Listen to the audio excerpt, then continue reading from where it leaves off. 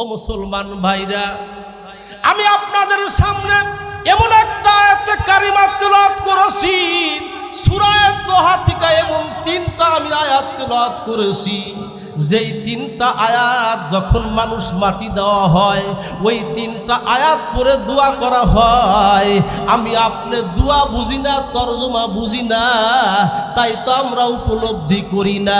যখন আপনার বাবাকে, আমার গ্রামের মানুষকে যখন কবরে, নাক্কাতি কেন্দ্রীয় কবরস্থানে যখন রাখা হয়, রাখার পর যখন বিসমিল্লাহি ওয়া আলা মিল্লাতি রাসূলিল্লাহ বলে যখন তাকে নামানোর পর, যখন দাউদ বিছানোর পর যখন মাটি দেওয়া হয়, প্রথমবার মাটি দেওয়ার পরে বলতে হয় মিনহা খলাকনাকুম, নাকি? আল্লাহ কি বলেন? মিনহা খলাকনাকুম, বান্দা তোমাকে এই মাটি থেকেই সৃষ্টি করা হয়েছে। সুবহানাল্লাহ বলেন। ওয়া মিনহা ওয়া ফিহা নুঈদুকুম। ও আব্দুর রহমান, তুমি খেয়াল রাখো, তোমাকে এই মাটি থেকে তোমাকে বানানো হয়েছে। ওয়া ফিহা নুঈদুকুম, আবার তোমাকে মাটির ভিতরে আসতে হবে।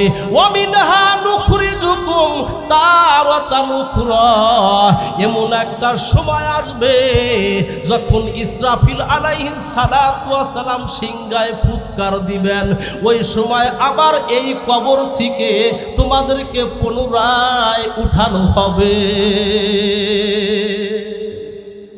ও মুসলমান ভাইরা, আল্লাহ রাব্বুল আলামিন অপর আয়াতে বলেন ফাইজা জাআ আজালুহুম লা ইয়াস্তাখিরুনা সাআতাও ওয়া লা ইয়াস্তাকদিমুন। জোরে কোন আল্লাহু আকবার। ও মুসলমান ভাইরা, বাবাজিরা, আল্লাহ বলেন যখন তোমাদের মৃত্যুর টাইম যখন আসবে, 1 সেকেন্ড আগেও তোমার জান বের করা হবে না, 1 সেকেন্ড পরেও না, যথা টাইমে মালাকুল মউত তোমার সামনে দাঁড়াইয়া যাবে। আল্লামা কাজী সানাউল্লাহ পানিপতি রাহমাতুল্লাহ আলাইহি তার তাফসীরের কিতাব তাফসীরে মাযহারের ভিতরে তিনি লেখেন, হযরতে মালাকুল মউত হযরত আজরাইল আলাইহিস সালাতু ওয়াস সালামের সাথে হযরত ইয়াকুব নবীর সাথে বন্ধুত্ব ছিল। কি ছিল? এদিক খেয়াল করেন। আজরাইলের সাথে ইউসুফ নবীর বাবা ইয়াকুব নবীর সাথে খুব মোহাব্বত ছিল, বন্ধুত্ব ছিল। সুবহানাল্লাহ বলেন। তাহলে তার মারা যাবে না, নাকি? কেউ নিস্তার পাবে না।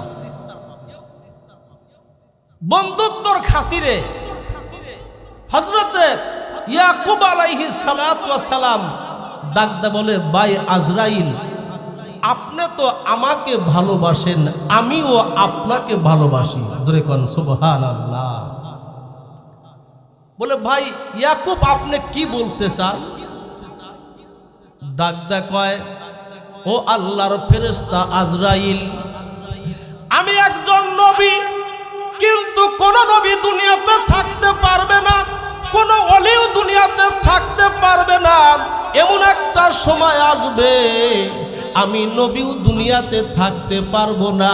ভাই আজরাইল, তোমার সাথে আমার বন্ধুত্ব হয়ে গেছে, তুমি মাঝে মধ্যে আমার সাথে এসে সাক্ষাতে আলাপ পারো, তবে তোমার কাছে আমার একটা আবেদন, যখন তুমি আমার প্রাণবায়ু বের করার জন্য আগমন করবা, ওই সময় তুমি আমার কাছে নোটিশ পাঠাইবা। জোরে কোন মারহাবা।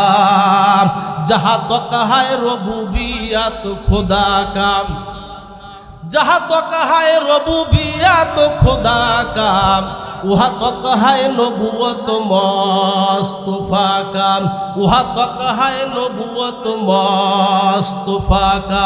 सुआहेंगे रफ्तार नाम कुनाक जाने पाक से बर तख्ते मुर्दान से बर रुए खाक से बर तख्ते मुर्दान से बर रुए खाक মালাকুল মউত আজরাইল ডাকতে বলে ভাই ইয়াকুব ঠিক আছে আমি আপনার কাছে নোটিশ পাঠাবো। 1 বছর পার হয়ে যায়, 2 বছর পার হওয়ার পর মালাকুল মউত আজরাইল আলাইহিস সালাতু ওয়াস সালাম কয়েকটা বছর পর হযরত ইয়াকুব আলাইহিস সালাতু ওয়াস সালামের সামনে দাঁড়াইয়া যায়। আল্লাহর নবী ইয়াকুব ভয়ের ভীত সন্ত্রস্ত হয়ে গেলেন, ডাকতে বলেন ভাই আজরাইল অন্যদিন আপনার চেহারা দেখে আমি আনন্দ পাই, আজকে আপনার চেহারাটা দেখে আমি ভয় পেয়ে গেলাম। ভাই আজরাইল আমি জানতে চাই এই মুহূর্তে আপনি কি জন্য আমার কাছে আগমন করেছেন? আজরাইল ডাকতে বলে ভাই ইয়াকুব আমাকে আল্লাহ রব্বুল আলামিন আপনার জান কবজ করার জন্য এই মুহূর্তে প্রেরণ করেছেন। জোরে কোন মারহাবা। আল্লাহর নবীর পয়গম্বর হযরত ইয়াকুব আলাইহিস সালাতু ওয়াস সালাম সঙ্গে সঙ্গে আজরাইল আলাইহিস সালাতু ওয়াস সালামকে ডাকদা বলে ভাই আজরাইল আমি না আপনাকে ভালোবেসেছিলাম, আপনি আমার বন্ধু, আমি আপনার কাছে দরখাস্ত দিয়েছিলাম আমি মারা যাওয়ার পূর্বেই যেন আমার কাছে নোটিশ প্রেরণ করা হয়, তুমি তো আমার ওয়াদা খেলাপ করলা ভাই আজরাইল। আজরাইল আলাইহিস সালাতু ওয়াস সালাম ডাকদা বলেন ও আমার বন্ধু ইয়াকুব আলাইহিস সালাতু ওয়াস সালাম আল্লাহর নবীর আপনার নবীর পয়গম্বর আপনি শুনে রাখেন আমি ওয়াদা খেলাপ করি নাই, একটা নয় দুইটা নয়, আমি আজরাইল আপনার কাছে 3টা চিঠি পাঠিয়েছি। কয়টা চিঠি? 3টা। আপনি বুঝতে পারেন নাই। ইয়াকুব আলাইহিস সালাতু ওয়াস সালাম ডাকদা কয় কোথায় চিঠি তোমার? আমার কাছে কোনো চিঠি আসে নাই, তুমি তো একজন ফেরেশতা, তুমি তো মিথ্যা বলতে পারো না, তুমি তো মালাকুল মউত আজরাইল। এবার ডাকদা বলে ও আল্লাহর পয়গম্বর ইয়াকুব আপনি লক্ষ্য করেন আপনি এক সময় শিশু ছিলেন, শিশু থেকে আপনি কিশোর হলেন, কিশোর হওয়ার পর আপনি যৌবনে পদার্পণ করলেন, আপনার 40টা বছর পার হওয়ার পর আপনার এই দেহের চামড়া শরীরের চামড়াগুলো আস্তে আস্তে ঢিলা গেল, আপনার আস্তে আস্তে শক্তি কমে যেতে লাগলো, আপনার চোখে কম দেখা শুরু হয়ে গেল। এটাই ছিল আপনার মৃত্যুর 1 নাম্বার চিঠি। জোরে কোন সুবহানাল্লাহ। ইয়াকুব আলাইহিস সালাতু ওয়াস সালাম ডাকতে বলেন ভাইজান ঠিক আছে, 40 বছর পর্যন্ত আমার কোনো শরীরের কোনো আমি ঘাটতি বুঝি নাই, 40 বছর পার হয়ে গেল আমার শরীরের ভিতরে দুর্বলতা দেখা দিল। এবার আজরাইলকে ডাকতে বলে ভাই আজরাইল বুঝতে পারলাম 2 নাম্বার চিঠিটা একটু বলো কি? আজরাইল আলাইহিস সালাতু ওয়াস সালাম ডাকদা বলেন 2 নাম্বার চিঠি হলো তোমার চুলগুলো ছিল কালো, তোমার সমস্ত দাড়িগুলো ছিল কালো, আস্তে আস্তে যখন তোমার চুল দাড়ি পেকে গেল এটাই হলো তোমার 2 নাম্বার মৌতের চিঠি। কি বুঝতে পারছেন? আজকে চুল দাড়ি পেকে গেছে, যৌবন কালের বাপ, চুল দাড়ি পাকার পরেও মুরব্বীদেরকে দেখা যায়, আমার এলাকায় কমই দেখি, আমি জামতল বেশিরভাগ থাকি, কামারখন্দ দেখি যে চাষটলে বইয়া বইয়া নামাজও পড়ে, চুল দাড়ি পাক না, নামাজও পড়ে, টিভির সামনে এমন করে তাকায় থাকে, গান বাজনা ওই ছবিগুলো তাকায় তাকায় দেখে, কাজা পুরা করে। জোরে কোন নাউজুবিল্লাহ। যৌবনকালে তো ওগুলা দেখে নাই। কি নামাজ কাজা, কত রাকাত নামাজ কাজা, কত ওয়াক্ত নামাজ কাজা হয়ে গেছে, এটা পুরা করার কোনো ব্যবস্থা নাই, তার কোনো মনোযোগ নাই, কিন্তু সে ছবি দেখে কাজা পুরা করছে। জোরে কোন নাউজুবিল্লাহ। ও মুসলমান ভাইরা, ইয়াকুব আলাইহিস সালাতু ওয়াস সালাম ডাকতে বলেন ঠিক আছে, 3 নাম্বার নাম্বার সিটি আমি জানতে চাই, আমার কাছে তো 3 নাম্বার সিটি আসে নাই। ডাকতে বলে, ও আল্লাহর পয়গম্বর ইয়াকুব, আপনি বুঝতে পারেন নাই, আপনি ছিলেন একবার স্ট্রং ছিলেন, আপনি সোজা ছিলেন, আপনার দেহটা স্ট্রং ফিগার ছিল, আপনি একটু বাঁকা ছিলেন না। আপনার বয়স যখন আস্তে আস্তে বার্ধক্য হয়ে গেলেন, আপনার মাজাটা পড়ে গেছে, আপনি আর টান টান করে জমিনে হাঁটতে পারেন নাই। এটাই ছিল আপনার মৌতের 3 নাম্বার চিঠি। ও মুসলমান ভাইরা, মালাকুল মউত আজরাইল আলাইহিস সালাতু ওয়াস সালাম আরেকজন আল্লাহর বান্দাকে ডাকতে বলে, বান্দা শোনো, তুমি দুনিয়ার ভিতরে তুমি কত মাস্তানি করতেছো, কত তোমার ক্ষমতার বড়াই করতেছো, ক্ষমতার বড়াই করিও না। তুমি যখন বিবাহ করেছো, তোমার যখন সন্তান হইল, তোমার সন্তান ছেলে সন্তান হয়েছে অথবা কন্যা সন্তান হলো, যখন তোমার ঘরের ভিতরে একটা তোমার নাতি জন্ম নিল, তুমি মনে রাখো এটা তোমার হলো মৌতের 4 নাম্বার চিঠি।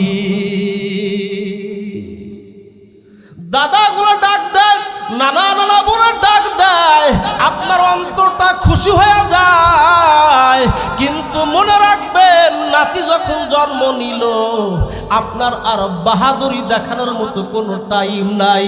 আপনি যখন দাদা হয়ে গেছেন, আর কোনো মাস্তানি দেখায়েন না, আর কোনো গাউজুয়ারি দেখায়েন না, গোষ্ঠীর আর কোনো আপনি কোনো ব্যাপারিটি কইরেন না। মনে রাখবেন, অল্প সময় কিছুদিনের মধ্যে আপনাকে এই কবরস্থানের ভিতরে আসতে হবে। জোরে কোন ঠিক কিনা? ও মুসলমান ভাইরা, কবর এমন একটা ঘর, আল্লাহর হাবিব মুহাম্মদুর রাসূলুল্লাহ সাল্লাল্লাহু আলাইহি ওয়াসাল্লাম পবিত্র জবানে বলেন, আল কবরু রাউযাতুম মিন রিয়াদিল জান্নাহ আও হুফরাতুম মিন হুফারিন নার। আল্লাহর নবী বলেন, কবর হয়তো কারো জন্য হবে একটা বেহেশতের বাগান, আর কারো জন্য হবে কবর একটা জাহান্নামের গর্ত। জোরে কোন নাউযুবিল্লাহ। এখন কবর, আমরা কিভাবে আমার আপনার কবরটা জান্নাতের বাগান হবে? কোন আমল করলে আমার কবর আপনার কবরটা জান্নাতের বাগান হবে? এটা কি জানতে চান? বলেন আলহামদুলিল্লাহ। ও মুসলমান ভাইরা, বাবাজিরা, আপনার দুনিয়াতে একটু শীতের মৌসুমে দুনিয়াতে বাড়িতে আপনি একটু আরামে থাকার জন্য আপনার বাড়িতে এসি লাগান, গরম থেকে একটু ঠান্ডা হওয়ার জন্য আপনি এসি লাগান। আপনার ঘর ছিল আগে কাঁচা, আস্তে আস্তে ঘর পাকা করলাম, বিল্ডিং বানাইলাম। বাইরে দুনিয়াতে থাকার জন্য, কত আরাম করার জন্য যদি আমরা দুনিয়াতে আমরা ব্যবস্থা গ্রহণ করি, আমার আপনার এই যে কবরস্থান, কবরে কিন্তু আসতে হবে। এই কবরে এই শান্তি পাওয়ার জন্য আমাকে আপনাকে 2টা আমল করতে হবে। এই 2টা আমল করলে আমার আপনার কবরটা আল্লাহ রাব্বুল আলামিন জান্নাতের বাগান বানাইয়া দিবেন। আল্লাহ রাব্বুল আলামিন বলেন, বিসমিল্লাহির রহমানির রহিম, ইন্নাল্লাযীনা আমানু ওয়া আমিলুস সলিহাতি উলাইকা আসহাবুল জান্নাহ। আল্লাহু আকবার বলেন। আল্লাহ বলেন, নিশ্চয় যারা ঈমান এনেছে, ওয়া আমিলুস সলিহাত, যারা নেক আমল সমূহ করে, উলাইকা আসহাবুল জান্নাহ, তারাই হলো জান্নাতের অধিকারী। জোরে কোন সুবহানাল্লাহ। ও মুসলমান ভাইরা, আল্লামা তারেক জামিল দামাত বারাকাতুহু আলিয়া তার কিতাব চোখে দেখা কবর আযাব নামক একটা কিতাব তিনি লিখেছেন। ওই কিতাবের ভিতরে কোন কবরের ভিতরে কি শাস্তি, কোন আমলের কারণে কি শাস্তি কবরের ভিতরে, ওই ঘটনাগুলো তিনি স্বচক্ষে তিনি দেখে দেখে মানুষদের কাছে শুনে শুনে তিনি লিখেছেন। চোখে দেখা কবরের আযাব নামক কিতাবের ভিতরে দেখলাম আল্লাহর বান্দা তিনি লেখেন পাকিস্তানের ঘটনা। একজন সেনাবাহিনী শীতকালের মৌসুমে কতগুলো সেনাবাহিনীকে পাকিস্তান সরকার ট্রেনিংয়ের জন্য গ্রাম অঞ্চলে পাঠায়া দিল। একজন সেনাবাহিনীর তিনি বর্ণনা দিয়েছেন, হুজুরও আমাদেরকে এমন একটা গ্রামে আমাকে ডিউটির জন্য আমাকে রাখা হলো, যেই গ্রামের সড়কের সাথে একটা কবরস্থান। আমাকে বলা হলো আজকে সারা রাত তুমি এই কবরস্থানের পাশে দাঁড়িয়ে দাঁড়িয়ে তুমি ডিউটি পালন করবে। আল্লাহর বান্দা সেনাবাহিনী বলেন, আমি মনে মনে ভয় পেতে লাগলাম, ভাই রে কবরস্থানে আমি কিভাবে এখানে একা একা দাঁড়াইয়া থাকবো? গভীর রজনীতে কোনো আলোর কোনো ব্যবস্থা নাই, কি করব? সরকারের অর্ডার তো মানতেই হবে। আল্লাহর বান্দা সেনাবাহিনী বলেন, আমি কবরের পাশে দাঁড়িয়ে বসে থেকে আমি আল্লাহর কালাম পড়ছি। জোরে কোন সুবহানাল্লাহ। বিসমিল্লাহির রহমানির রহিম। ইয়াখরুজু মিনহুমাল লুলু ওয়াল মারজান ফাবি আইয়ি আলাই রব্বিকুমা তুকাযযিবান।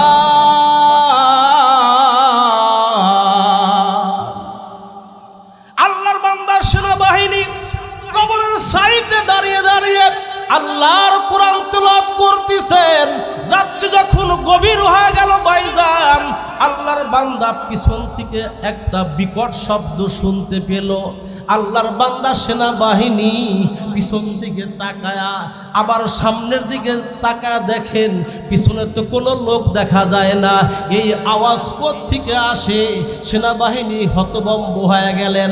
আবার একটু পরে দাঁড়িয়ে আছে, আবার একটা আওয়াজ বিকট শব্দ শুনতে পেয়ে আল্লাহর বান্দা চিন্তা করলো শব্দটা আসে কোত্থেকে। তিনি চিন্তা করে তিনি গবেষণা করে বের করলেন, তিনি যেখানে দাঁড়িয়ে ডিউটি পালন করেছিলেন তার পিছন থেকে এই আওয়াজটা চলে আসলো। জোরে কোন সুবহানাল্লাহ। আল্লাহর বান্দা সেনাবাহিনী বলেন, আমি আমার পায়ের বুট জুতা খুলে ফেলে রাইফেল আমার কাঁধের ভিতরে আছে, আমি বিসমিল্লাহ বলে যখন কবরস্থানের ভিতরে আমি ঢুকে গেলাম। রাত্রি প্রায় 2টা বাজে। আস্তে আস্তে আমি কবরের ভিতরে ঢুকে পড়লাম এবং আস্তে আস্তে সামনের দিকে আমি আগাইতে লাগলাম। যতই সামনের দিকে আগাই ততই আমি বিকট শব্দ শুনতে পাই। এক পর্যায়ে আমি তাকায়া দেখলাম একটা ভাঙ্গা কবরটা ঝাইপা পড়ে গেছে। ওই কবরের ভিতর থেকে আমি আওয়াজ শুনতে পেলাম। আল্লাহর বান্দা বলেন, আমার বন্দুকের নালা দিয়ে আমি জঙ্গলগুলো সরাইয়া দিলাম। আমি তাকা দেখতে পেলাম ওই কবরের ভিতরে একটা শুধু কঙ্কাল পড়ে আছে। কঙ্কালের সাথে কোনো গোশত নাই, কোনো রক্ত মাংস নাই। আমি তাকা দেখতে পেলাম ওই মানুষের খাঁচাটা পড়ে আছে, আর খাঁচার সাথে একটা রক্ত শোষার মতো একটা প্রাণী ওই খাঁচার কাছে বসে আছে। যখন ওই প্রাণীটা যখন ওই কঙ্কালের উপরে মেরুদণ্ডের হাড়ের উপরে যখন কামড় দেয় তখন মানুষের কঙ্কালটা আস্তে আস্তে ধনুকের মতো বাঁকা হইয়া যায়। মুসলমান ভাইরা, অত্যন্ত হৃদয় বিদারক ঘটনা। আল্লাহর বান্দা তারেক জামিল বলেন, আমি তাকায় দেখলাম ওই রক্ত শোষার মতো প্রাণীটা আবারও যখন কঙ্কালের উপরে আঘাত করলো, কামড় দিল, সঙ্গে সঙ্গে কঙ্কালটা বাঁকা হয়ে গেল। আমি চিন্তা করলাম এটা তো দুনিয়ার কোনো প্রাণী নয়, কি ব্যাপার, এত আমি ভয়ঙ্কর প্রাণী আমি কোনোদিন দেখি নাই। আল্লাহর বান্দা বলেন, আমি মনে মনে চিন্তা করলাম অবশ্যই এটা মানুষের কঙ্কাল পড়ে আছে, একটা প্রাণী মানুষের মুসলমান ভাইয়ের কঙ্কালে আঘাত করবে, আমি একজন সেনাবাহিনী কর্মকর্তা, আমি কোনোদিন সহ্য করতে পারি না আমার মুসলমান ভাইয়ের কঙ্কালে একটা প্রাণী আঘাত করবে, আমি মেনে নিতে পারবো না। ও মুসলমান ভাই বাবাজিরা, কিতাবের ভিতরে লেখেন, এবার আল্লাহর বান্দা যুবক মানুষ আর্মি ওই সেনাবাহিনী কি করলেন, রাইফেল শো করলেন, যখন গুলি করার জন্য রেডি হয়ে গেলেন, আল্লাহর বান্দা তাকায়া দেখে ওই প্রাণীটার চোখ দিয়ে আগুন আগুন দাউ দাউ করে আগুন জ্বলতিছে। এবার আল্লাহর বান্দা ভয় পেয়ে গেলেন, তার চেহারার দিকে তাকায়া ভয়ে আল্লাহর বান্দা সেনাবাহিনী দৌড়াইতে লাগলেন, দৌড়াইতে দৌড়াইতে হাঁপায় গেলেন, পিছনের দিকে তাকায়া দেখে ওই প্রাণীটা আমার পিছনে পিছনে দাওয়া আক্রমণ করেছে, তার চোখ দিয়ে আগুন দাউ দাউ করে জ্বলতিছে। আল্লাহর বান্দা যতই দৌড়ায় কিন্তু তার সাথে পারে না, কি করবে? এটা এত একজন ট্রেনিং প্রাপ্ত সৈনিক হওয়ার পরেও ছোট্ট একটা প্রাণীর সাথে দৌড়ায়া তিনি পারলেন না।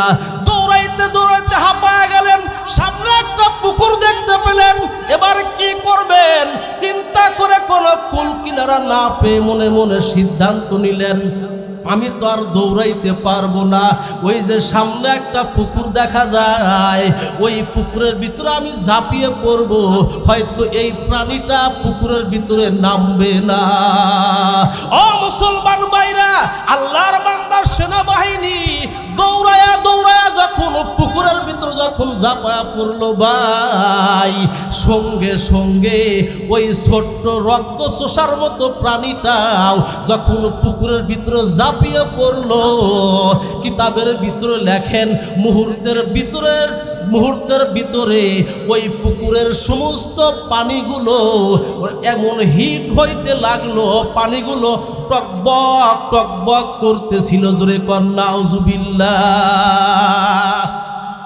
আল্লাহর বান্দার সেনাবাহিনী আশ্চর্য হয়ে গেলেন, আল্লাহর বান্দার সেনাবাহিনী তার পায়ের দিকে তাকায় দেখে, হাতের দিকে তাকায় দেখে পায়ের গোশত শেষ হয়ে গেছে, হাতের গোশতগুলো গুলে গুলে পড়ে গেছে, হাড়গুলো দেখা যায়। আল্লাহর বান্দা সেনাবাহিনী চিৎকার আরম্ভ করে দিলেন, পার্শ্ববর্তী গ্রামের মানুষ দৌড়ায় আসলো, আসার পরে যখন তাকে ওখান থেকে উদ্ধার করার পর এলাকার মানুষ পরীক্ষা করে দেখলো ওই পুকুরের পানি এত হিট, যদি কোনো ব্যক্তি হাত রাখে সঙ্গে সঙ্গে হাত জ্বলসে যাবে, জোরে কন্যা নাউজুবিল্লাহ। ও মুসলমান ভাই বাবাজিরা, কিতাবের ভিতরে লেখেন ওই সময় আল্লাহর বান্দার সেনাবাহিনীকে পাকিস্তানের সবচাইতে বড় মেডিকেল হাসপাতালে তাকে নেওয়া হলো, চিকিৎসা চলছে, উন্নত মানের চিকিৎসা চলছে, কোনো কাজ হয় না। 1 বছর পার হয়ে গেল, চিকিৎসার কোনো শারীরিক কোনো উন্নতি নাই।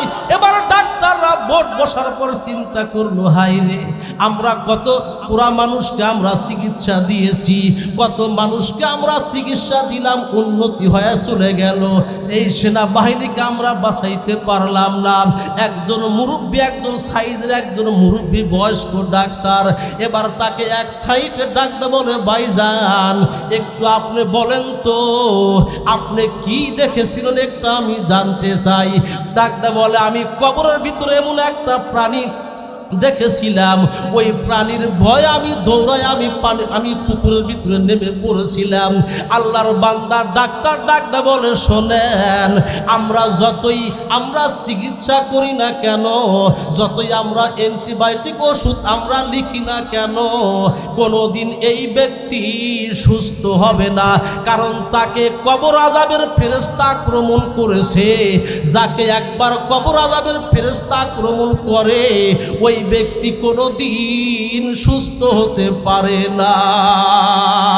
লা ইলাহা ইল্লাল্লাহ, লা ইলাহা ইল্লাল্লাহ, জোরে।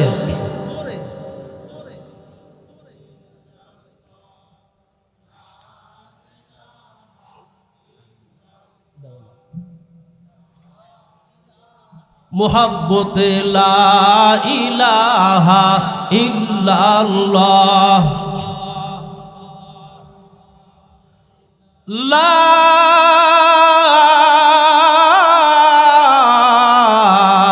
ইলাহা ইল্লাল্লাহু মুহাম্মাদুর রাসূলুল্লাহ সাল্লাল্লাহু আলাইহি ওয়াসাল্লাম। ও মুসলমান ভাইরা, আমি আপনি যদি দুনিয়ার ভিতরে যদি তিনটা কাজ করে যেতে পারি, কয়টা কাজ? তিনটা কাজ। তিনটা কাজ যদি কোনো মুসলমান ইমানদার করে যেতে পারে মৃত্যুর আগে, কবরের ভিতরে আপনি ঘুমায় থাকবেন, আরামে ঘুমাইতে থাকবেন, জান্নাতের নিয়ামত আল্লাহ পাঠাইতে থাকবেন। জোরে কোন আল্লাহু আকবার। আমল কয়টা? তিনটা। বুখারী শরীফের হাদিস, আল্লাহর নবীর সাহাবী হযরত আবু হুরায়রা রাদিয়াল্লাহু তাআলা আনহু বলেন, ক্বালা রাসূলুল্লাহি সাল্লাল্লাহু আলাইহি ওয়াসাল্লাম, ইযা মাতাল ইনসানু ইনকাতা আনহু আমালুহু ইল্লা মিন সালাসা। আল্লাহর নবীর সাহাবী হযরত আবু হুরায়রা রাদিয়াল্লাহু তাআলা আনহু থেকে বর্ণিত, তিনি বলেন রাসূলুল্লাহ বলেছেন, মানুষ যখন মারা যায় তার সমস্ত নেক আমলগুলো বন্ধ হইয়া যায়। কথা কার? আল্লাহর নবীর কথা, যে মানুষ যখন মারা যাবে তার নেক আমলের যত যত মাধ্যম আছে সব কিছু অফ হয়ে যাবে, বন্ধ হয়ে যাবে। জোরে কোন নাউজুবিল্লাহ। ও মুসলমান ভাইরা, মারা যাওয়ার সাথে সাথে কিন্তু আমি আপনি কিন্তু সুবহানাল্লাহ পড়তে পারবো না, মারা যাওয়ার পরে আলহামদুলিল্লাহ বলতে পারবো না, মারা যাওয়ার পরে কিন্তু আর কোরআন শরীফ তেলাওয়াত করতে পারবো না। ও মুসলমান ভাইরা, মারা যাওয়ার পরেও যদি আপনি কোরআন শরীফ তেলাওয়াত করেন, আপনি যদি আল্লাহর কাছে অনুমতি চান, আপনি যদি ওই কবরের ভিতরে যদি আপনি নামাজ পড়ার অনুমতিও চান, আপনি নামাজ পড়বেন, কোরআন তেলাওয়াত করবেন, কিন্তু আপনার আমলনামায় একটা নেকিও আল্লাহ দিবেন না। যা করার এই জীবিত থাকতেই, কথা বলেন কি, যা করেন কি জীবিত থাকতেই করতে হবে। হাফেজ আব্দুল খালেক তিনি লেখেন, ও মুসলমান ভাই বাবাজিরা, আল্লাহর একজন ওলি বিশাল বড় এক কবরস্থানের পার্শ্ব দিয়ে হাইটা যায়, যাওয়ার পর সর্বপ্রথম কবরস্থানের পার্শ্বে দাঁড়াইয়া আল্লাহর ওলি সালাম দিলেন, আসসালামু আলাইকুম ইয়া আহলাল কুবুর। জোরে কোন সুবহানাল্লাহ। সালাম কি দেন কবরস্থান দেখা? ও যুবক ভাইরা, সালাম দাও নাকি আরো মোবাইলে রিংটং বাজাও? সাবধান। বলবেন লাভ কি হুজুর? তাফসিরে মারিফুল নামক কোরআনের ভিতরে লেখেন আল্লামা শফি রহমাতুল্লাহ আলাই, হাদিসের রেফারেন্স দিয়ে লেখেন, যদি কোনো ব্যক্তি কবরস্থানের পার্শ্ব দিয়ে যদি দাঁড়ায় যদি একটা সালাম দিতে পারেন, সালাম দেওয়ার সঙ্গে সঙ্গে আমার আল্লাহ রাব্বুল আলামিন এই কবরস্থানে যতগুলো মুর্দা ব্যক্তি শুয়ে আছে প্রত্যেকটা ব্যক্তির ভিতরে আল্লাহ রাব্বুল আলামিন রূহগুলো ফিরা দেন, মুহূর্তের ভিতরে আপনার সালামের উত্তর দিয়া দেয়। জোরে কোন সুবহানাল্লাহ। আল্লাহর ওলি কবরস্থানের পাশে দাঁড়ায় আছে, হঠাৎ করে তার কর্ণকুহরে তার কানে কোরআন তেলাওয়াতের আওয়াজ আসলো, কে যেন কবর থেকে পড়তিছে বিসমিল্লাহির রহমানির রহিম ইয়াসিন ওয়াল কুরআনিল হাকিম ইন্নাকা লামিনাল মুরসালিন আলা সিরাতিম মুস্তাকিম। আল্লাহু আকবার বলেন। আল্লাহর ওলি কোরআনের পার্শ্বে দাঁড়াইয়া, কবরের পার্শ্বে দাঁড়াইয়া লক্ষ্য করলেন কবরের ভিতর থেকে কে যেন কোরআন শরীফ তেলাওয়াত করছেন। আল্লাহর ওলির সামনে দাঁড়ায়া গেলেন, দাঁড়ায়া ডাকতে বলেন, কে গো ভাই, তুমি কোরআন শরীফ তেলাওয়াত করছো তুমি কবরের ভিতর থেকে? ডাকতে বলে, ভাইজান আমি হইলাম একজন হাফেজে কোরআন, আমি এই কোরআন শরীফ কবরের ভিতরে আমি কোরআন তেলাওয়াত করি। এবার ডাকতে বলে, ও আল্লাহর বান্দা হাফেজে কোরআন, তুমি কতদিন হলো তুমি কোরআন শরীফ তেলাওয়াত কবরের ভিতর থেকে? হাফেজে কোরআন ডাকতে বলে, আমি কতদিন হলো আমি বলতে পারবো না, আমি ইন্তেকাল করার পর যখন আমার আত্মীয় স্বজন যখন কবরের ভিতরে রেখে যায়, তারপরে আমি আমার মালিক আল্লাহর কাছে আমি অনুমতি চাইলাম, আল্লাহ আমি তোমার কোরআন পড়ব কবরের ভিতরে। আল্লাহ রাব্বুল আলামিন আমাকে কোরআন পড়ার অনুমতি দিলেন। আমি এক খতম নয়, দুই খতম নয়, আমি ৭০,০০০ বার কোরআন খতম করেছি। জোরে কোন সুবহানাল্লাহ, আরো জোরে কোন সুবহানাল্লাহ। আল্লাহর ওলিকে ডাকতে বলে, হুজুর আমি কোরআন শরীফ তেলাওয়াত করেছি ৭০,০০০ বার। ও মুসলমান ভাইরা, এবার আল্লাহর ওলি বললেন, সুবহানাল্লাহ, আলহামদুলিল্লাহ, লা ইলাহা ইল্লাল্লাহ। এবার আল্লাহর ওলিকে ডাকতে বলে, হাফেজে কোরআন, হুজুর ও আল্লাহর ওলি, আশ্চর্য হবার কোনো কারণ নাই, আমি যদিও ৭০,০০০ বার কবরের ভিতরে আমি কোরআন তেলাওয়াত করেছি, মনে রাখবেন আপনি যেটা শুনে একবার সুবহানাল্লাহ পড়ছেন, ওই একবার সুবহানাল্লাহ পড়ার যেই মূল্য, ওই ৭০,০০০ বার কোরআন তেলাওয়াতের সবের সেই মূল্য হবে না। জোরে কোন সুবহানাল্লাহ। ও মুসলমান ভাইরা, এই বক্তব্যটা শর্ট করে ওই যে কিছু কালেকশনের বিষয়ে কথা বলে আমি একটু কথা বলবো, ওনার কথা। ও মুসলমান ভাইরা, আমি বলতেছিলাম 3টা আমল করলে আমি কবরে ঘুমাবো, কিন্তু আমার আপনার কবরে কিন্তু নেকি যাইতেই থাকবে। মুসলমান ভাইরা, রাসূল আমার বলেন, সাদাকাতিন জারিয়া, আপনি সদকায়ে জারিয়া করে গেলেন, আপনি মসজিদ নির্মাণ করে গেলেন, আপনি মাদ্রাসা নির্মাণ করে গেলেন, আপনি কবরস্থানে টাকা দান করে গেলেন, আপনি গরিব দুঃখীকে দান করলেন, যতদিন পর্যন্ত এই নাকাতি কবরস্থান মাদ্রাসায় সকালবেলা আল্লাহু তাআলা সকালবেলা আল কোরআনের আলো জ্বলবে, যতদিন পর্যন্ত এখানে আল্লাহর বান্দারা ছোট্ট ছোট্ট শিশুরা কোরআন তেলাওয়াত করবে, যতদিন পর্যন্ত মসজিদে নামাজ আদায় হবে, ততদিন পর্যন্ত আপনি কবরে শুয়ে শুয়ে এর সব পেতে থাকবেন। এটা হলো সদকায়ে জারিয়া।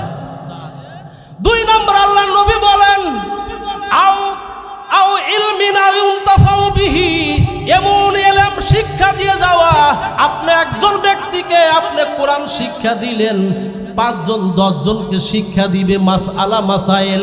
এই ধারাবাহিকতা যতদিন পর্যন্ত পৃথিবীর বুকে থাকবে, আমি কবরে শুয়ে থাকব, আমার আপনার কবরে আল্লাহ নেকি এবং জান্নাতের নিয়ামত দিয়ে ভরপুর করে দিবেন। জোরে কোন মারহাবা। 3 নম্বর আল্লাহ রাসূল বলেন, আওয়ালাদিন সলিহিন ইয়াদউ লাহু, এমন সন্তান রেখে দুনিয়া থেকে চলে যাওয়া।